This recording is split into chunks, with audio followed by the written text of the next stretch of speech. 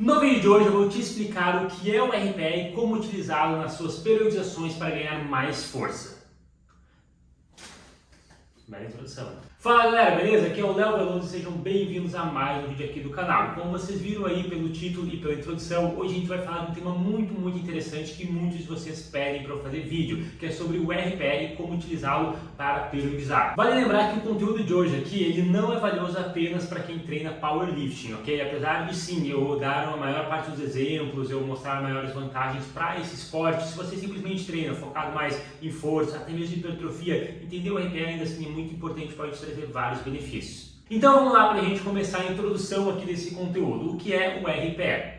O RPE nada mais é do que um sistema que a gente pode utilizar, e eu pessoalmente gosto bastante, para a gente controlar os níveis de esforços e intensidade no treino. Principalmente no powerlifting é muito popular a utilização de percentual para periodizar os treinos. Por exemplo, hoje eu vou fazer um treino onde eu vou chegar a 80% da minha máxima, 85%, 70%, etc. No RPE a gente não utiliza percentual, então a gente não tem um treino engessado com porcentagens, e sim com um RPE que já eu vou explicar um pouco melhor. O RPE nada mais é do que uma sigla, e o significado em português é o seguinte: taxa de percepção subjetiva de esforço. De uma maneira prática, isso significa basicamente o quê? O número de repetições em reserva que você vai deixar na série. Então, por exemplo, se você fez uma série e você aguentaria fazer mais uma repetição antes da falha, foi um RPE 9. Se você aguentaria fazer 2 repetições, ou seja, deixou 2 repetições em reserva, o RPE foi 8, e assim sucessivamente. Agora vamos falar das vantagens de utilizar o RPE. Na minha visão, a gente tem 2 principais vantagens. Primeiro, você aprende a perceber o seu corpo e entender um pouco melhor os seus níveis de esforço. Então você não vai para a academia apenas fazer ali o que está prescrito, um treino engessado, fazer exatamente o que está no papel. Não, você aprende a se ouvir, digamos assim, a entender um pouco melhor como que está a sua recuperação,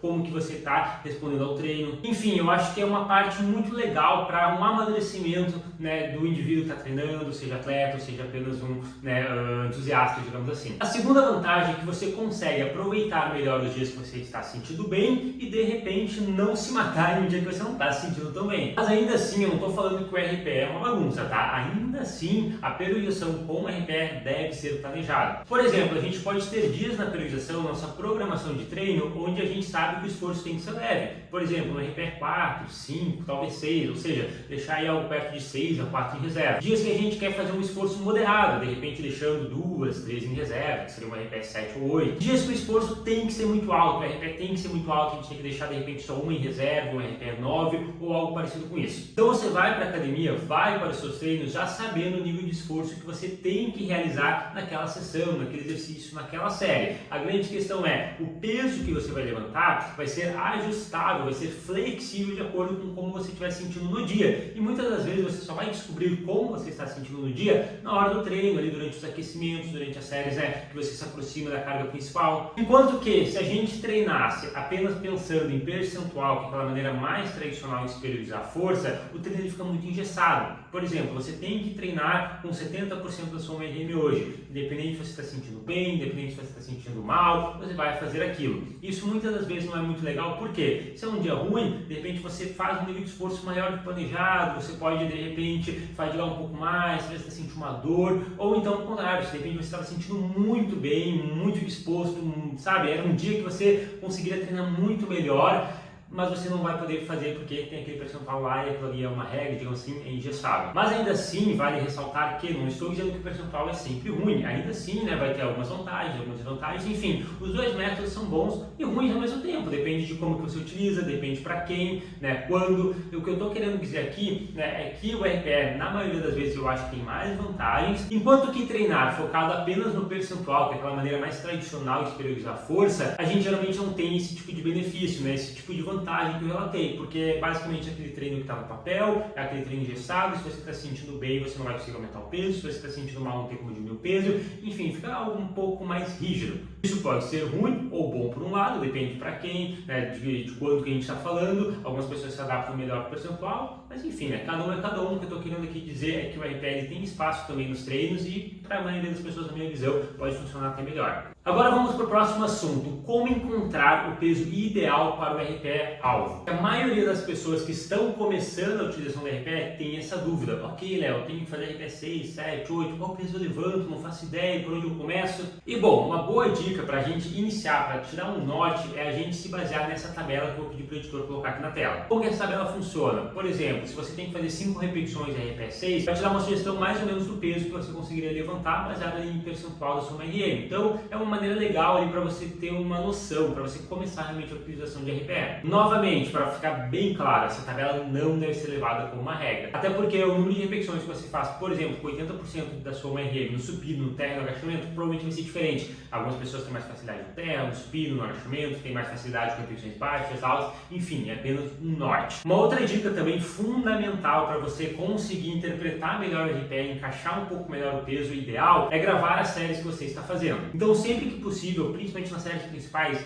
grave a sua execução, assista o vídeo, veja como é que foi, para você ter uma noção um pouco melhor, porque muitas das vezes a gente tem uma percepção de que a gente está chegando muito perto da falha, que foi muito difícil, a gente olha o vídeo e fala assim, pô, não foi tão difícil assim. Um exemplo, tá? Vamos supor que eu estou fazendo uma série e eu senti que foi RPE 9. Aí eu olho o vídeo, putz, pareceu um RPE 7. Então, de repente, eu posso ficar no meio termo. Acho que foi um RPE 8, então eu vou ficar com 8, digamos assim. É uma boa dica para a gente começar. Outra coisa que eu gosto bastante de considerar é a velocidade das repetições. Exemplo, se a gente começa a fazer a série com uma velocidade muito rápida, a barra está se movendo rápido, a gente está fazendo um movimento muito tranquilo e começa a desacelerar, o movimento começa a ficar lento, significa que a gente já está perto da falha. Porque a gente já chegou aí perto do RPE 6.5, 7.5, talvez até mais, dependendo da pessoa, dependendo do exercício. Mas a grande questão é, né, quando você for analisar o vídeo da sua execução, considere isso também, tá? Considere a velocidade que você está fazendo. Se você fez todas as repetições na mesma velocidade, a última repetição ser igual à primeira, provavelmente o RPE está baixo ainda, tá? Não significa que é errado. Lembra, dependendo da programação, a gente tem também momentos de RPE baixo, então a gente tem que considerar isso. Outra dica também, tenho também uma outra dica, que é utilizar esse site aqui que eu vou pedir para o editor colocar na tela. É um site onde você pode registrar o peso levantado, o número de repetições feitas e o RPE percebido na série que você realizou, e ele vai te trazer uma estimativa de peso que você levantaria, por exemplo, para uma repetição máxima, 2 repetições máximas, etc.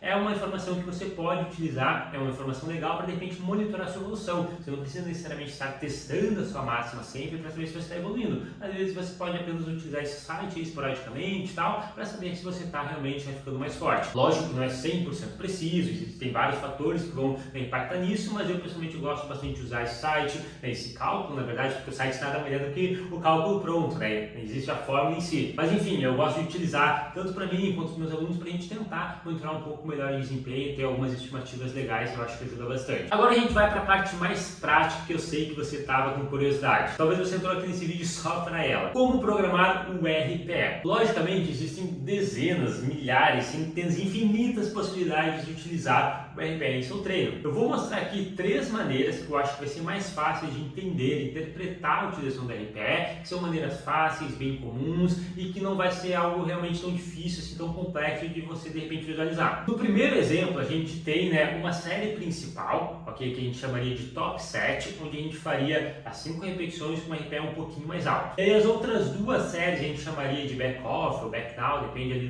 da pessoa que está falando, digamos assim, né, depende do termo que for utilizar, mas basicamente seriam séries, né, mais leves. Por exemplo, eu estou aqui no meu notebook aberto, a primeira semana poderia ser uma série de 5 repetições com RPE 6, aí você diminui um pouco o peso e faz 2 séries de 5 RPE 5. E você vai progredindo a cada semana, digamos assim, né. Pode ser que a periodização seja ondulatória, que você vai alternando e tal. Eu normalmente utilizo uma periodização mais linear e também acho que é mais fácil a gente entender como a gente poderia progredir o RPE a cada semana. Exemplo, o RPE 6 na top 7 da semana 1, depois na semana 2 eu coloco um RPE 7, depois um RPE 8, depois um RPE 9, vou progredindo a cada semana e as back-offs, as back-down também podem ir progredindo. Só que eu vou fazer uma progressão um pouquinho mais lenta, de repente um pouco menos abrupta, para justamente não acumular também tanta fadiga. Agora a gente vai então para o nosso segundo exemplo. Esse exemplo 2 aqui é basicamente o mesmo esqueleto, as mesmas 3 séries de 5, digamos assim, só que o RPE é fixo, então a gente vai utilizar provavelmente a mesma carga, o mesmo peso em todas as séries. Por conta disso, você vai reparar que eu pessoalmente, nesse esqueleto de treino, eu não gosto de subir muito o RPE, porque geralmente a gente não consegue fazer muitas séries pesadas. Por exemplo, se eu coloco 3 séries de RPE 8, 9, provavelmente não vou ter um bom desempenho, ou vou ter que diminuir muito peso, ou algo assim, porque realmente é muito perto da falha, difícil manter a performance. Então aqui nesse exemplo a gente poderia fazer 3 séries de 5 RPE 6, sobe para 6.5 na próxima semana, depois no 7, depois no 7.5,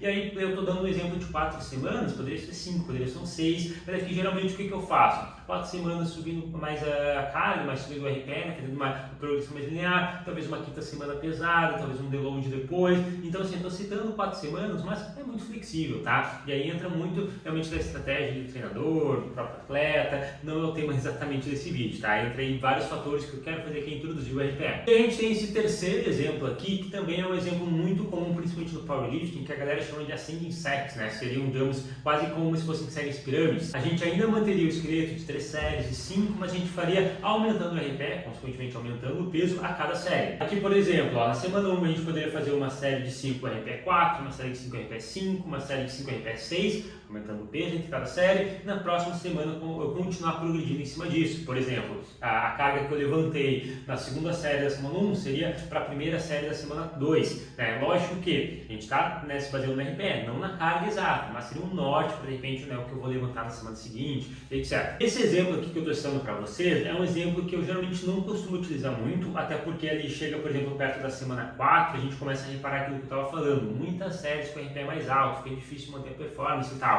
mas dependendo do exercício, dependendo da pessoa, pode funcionar bem, mas esse realmente é o exemplo que, apesar de ser muito comum no Power, é o que eu menos utilizo. Normalmente eu utilizo mais ali o exemplo 1, o exemplo 2, né? Depende também ali do exercício, por exemplo, aquele exemplo 1 que eu citei de top set, back off e tal, geralmente eu uso esse esqueleto para os exercícios principais, agachamento, supino terra. De repente aquele outro exemplo ali que são séries mais fixas, eu posso priorizar em alguma variação, por exemplo, exercício com pausa, um agachamento pausa, um agachamento frontal, um supino espoto, um supino pausa longa, um supino fechado, um terra deft, enfim, etc, tá? Não é regra, não significa que eu não vá utilizar aquele esqueleto do exemplo 2 no exercício principal, etc, mas, né, ou vice-versa no caso, mas apenas um norte aqui para vocês entenderem, tá? Como que eu gosto geralmente de periodizar esse RPE. Mas lembrando, como eu sempre falo e falei dezenas de vezes nesse vídeo, isso não é regra, é totalmente flexível para tentar tornar mais claro vocês entenderem o que é o RPE, como que ele pode aparecer no treino, como que ele pode ser periodizado, etc. E é isso aí, então, eu espero que vocês tenham conseguido entender. Eu tentei deixar esse vídeo aqui o mais,